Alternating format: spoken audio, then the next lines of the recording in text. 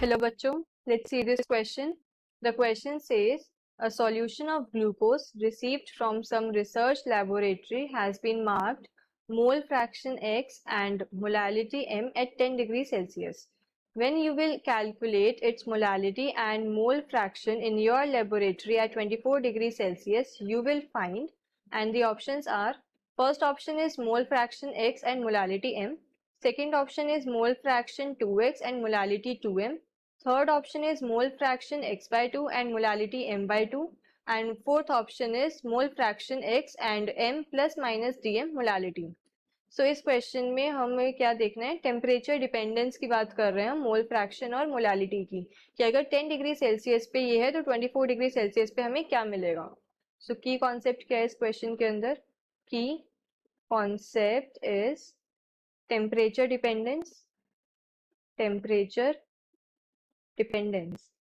of temperature dependence of mole fraction, molality and mole fraction. तो हम temperature dependence देखेंगे. अब हमें क्वेश्चन में गिवन क्या है, अगर हम एक छोटी सी टेबल बना लें. सो मोलालिटी गिवन है हमें, मोलालिटी, और मोल फ्रैक्शन गिवन है, मोल फ्रैक्शन. सो एक टेम्परेचर 10 डिग्री सेल्सियस पे हमें गिवन है और हमें क्या 24 डिग्री सेल्सियस पे निकालना है. 10 डिग्री सेल्सियस पे जो मोलालिटी गिवन है वो small m and mole fraction given है वो है x, और हमें 24 डिग्री सेल्सियस पे निकालना है कि हमें क्या मिलेगा. अगर हम बात करें, पहले हम मोलालिटी डिस्कस करते हैं. मोलालिटी क्या होता है हमारा, moles of solute, moles of solute in 1000 gram of solvent. तो यहाँ पे आता है weight of solvent, solvent grams में अगर हम लिख रहे हैं तो हम 1000 से मल्टीप्लाई कर देंगे. तो इस मोलालिटी में क्या होता है, मोल्स और वेट की बात कर रहे हैं हम.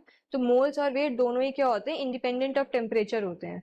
मोल्स एंड वेट ये क्या है, टेम्परेचर इंडिपेंडेंट होते हैं. टेम्परेचर इंडिपेंडेंट, टेम्परेचर पे टेम्परेचर से इनको कोई फर्क नहीं पड़ता है. Temperature independent.